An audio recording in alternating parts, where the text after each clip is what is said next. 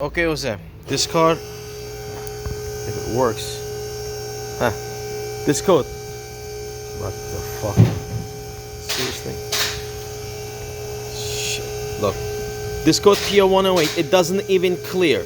I try to clear it, doesn't clear, and this the map sensor. I check the voltage coming out of the sensor.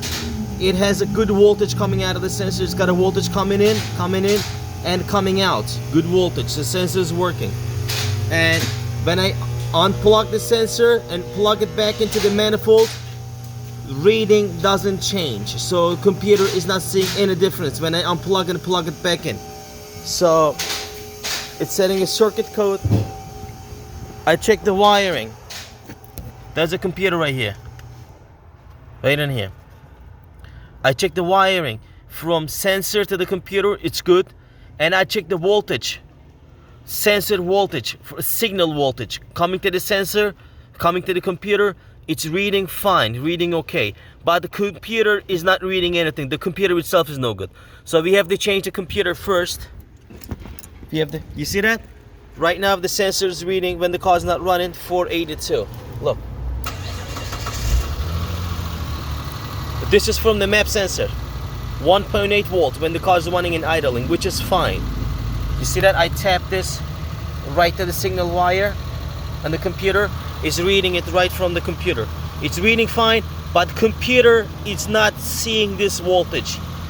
The voltage going to the computer, but computer is not seeing it because the computer itself is just no good. And somebody put this over here. We gotta change this too. And also somebody messed with this. You see it right here? Let me just cut this engine off. Hold on. Alright. This is the Walker Master flow sensor. It's also setting a code for this, but we have to change the computer first. So somebody opened this up. I don't know why. You see that? Lid just pops open.